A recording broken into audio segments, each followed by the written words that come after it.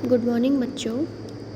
आज हम आपको तुलसीदास जी द्वारा रचित वन पथ पर की कुछ आगे की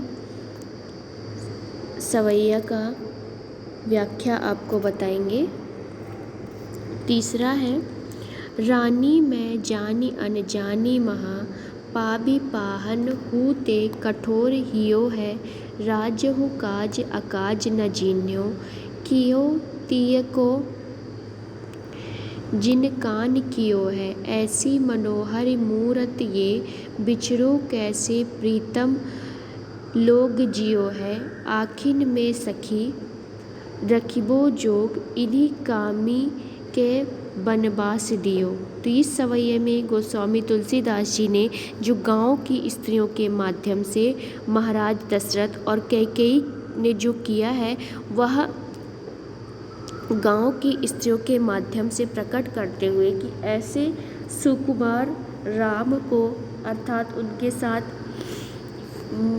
लक्ष्मण और सीता जी को जो उन्होंने वन में भेज दिया, तो ग्रामीण स्त्रियों के माध्यम से यहाँ पर तुलसीदास जी बताते हुए कहते हैं कि ग्राम वधूटिका कहती हैं, हम यह समझती हैं कि रानी कैकेयी अत्यधिक अज्ञानी है। मतलब गांव की जो स्त्री है वह कह रही है, हम यह जानते हैं कि जो कैकेयी है वह अत्यधिक अज्ञानी है, उनका हृदय वज्र एवं पत्थर से भी ज़्यादा कठोर है। तो जो रानी का हृदय है वो पत्थर से भी ज़्यादा कठोर है। राजा ने भी नहीं जाना कि कौन सा कार्य करने योग्य है और कौन सा नहीं, और जो राजा दशरथ थे उन्होंने भी यह नहीं जाना कि कौन सा कार्य उन्हें करना चाहिए, कौन सा नहीं। बिना कुछ सोचे समझे उन्होंने राम को वनवास भेज दिया। अपनी पत्नी का कहना माना, अर्थात श्री जो भरत दशरथ जी थे उन्होंने सिर्फ अपनी पत्नी का ही कहना माना, अपने विवेक से कुछ भी नहीं किया। ये राम लक्ष्मण और सीता कैसे मन को हरने वाली मूर्ति हैं। तो जो गांव की औरतें बोलती हैं, जो गांव की स्त्रियां होती हैं कि राम लक्ष्मण और सीता जो है वह सभी के मन को मोहने वाली है, तो इन्हें कैसे इन्होंने राजा दशरथ और कैकेयी ने कैसे वन में भेज दिया। इनके वियोग में इनसे प्रेम करने वाले लोग कैसे जीवित रहेंगे। तो कहती हैं कि जो इनसे प्रेम करते होंगे वह इनके बिछड़ जाने से, इनके वियोग से कैसे जीवित रहेंगे। ये तीनों तो हर समस्या आँखों में बसाए रखने योग्य हैं, इन्हें किस कारण से वनवास भेज दिया। तो गांव की औरतें कहती, गांव की स्त्री, कि ऐसा कौन सा कारण था जिसके कारण इन्हें वनवास भेज दिया गया। इसमें काव्य सौंदर्य है कि प्रस्तुत सवैये में ग्रामीण स्त्रियों की जो सामाजिक नियंत्रण है और जो दयापन की भावना है उसको दर्शाया गया है। भाषा है ब्रज, शैली है मुक्तक, छंद है सवैया, रस है करुण एवं श्रृंगार, गुण है माधुर्य, अलंकार है अनुप्रास अथवा यमक, और शब्द शक्ति है लक्षणा व्यंजना अर्थात अभिधा। अगला है, शीस जटा उर बाहु विशाल, विलोच लाल तिरछी सी भौवें, तनु सरासन बान धरे, तुलसी बन मार्ग में सूठी सोहे, सादर बराही बार सुभग्य, सुभाए चिते तुम त्यो हमरो मन मोही, पूछती ग्राम वधू सिया सौ, कहो सावरे सौ सखी रावरे कौ।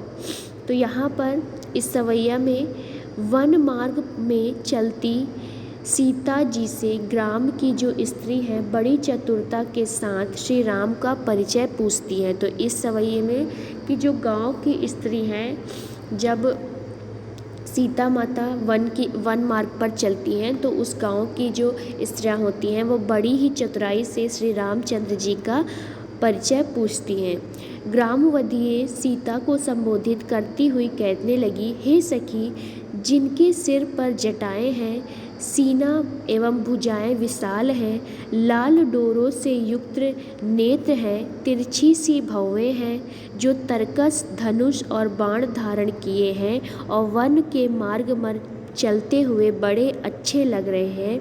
हे सखी, जो बड़े आदर के साथ और स्वाभाविक रूप से तुम्हारी ओर बार बार देखते हैं तथा हमारे मन को मोहित करने वाले हैं, ऐसे श्याम रंग वाले तुम्हारे कौन लगते हैं या तुम्हारे कौन हैं।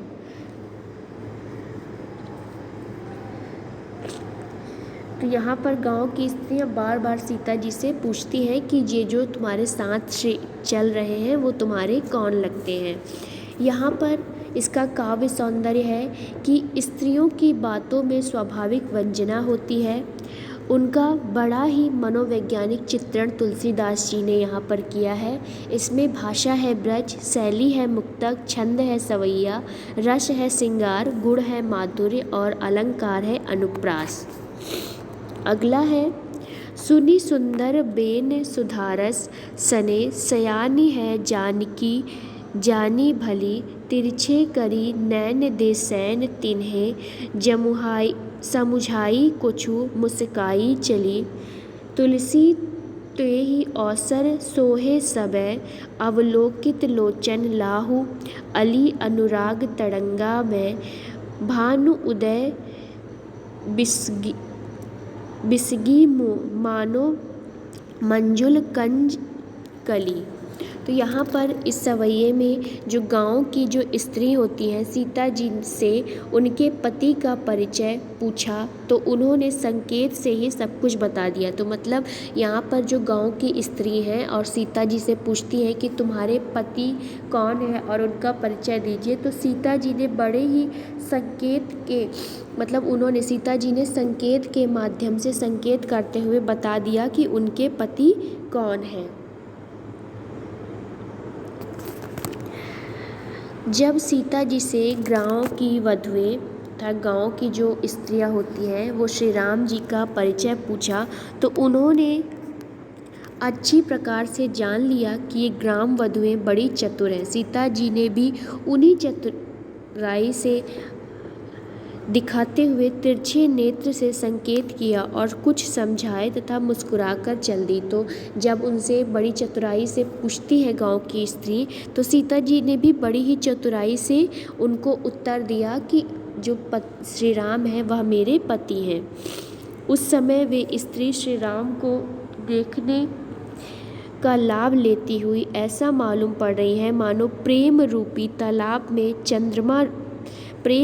तालाब में रामचंद्र रूपी सूर्य के उदय होने पर कोमल और सुंदर कमल की कलियां खिल रही हैं। तो मतलब जब स्त्रियां राम जी को देखती हैं, रामचंद्र जी को, तो ऐसा लगता है कि मानो प्रेम रूपी तालाब है जिसमें रामचंद्र जी सूर्य के उदय के समान कोमल एवं सुंदर कलियों के समान खिल रहे हैं।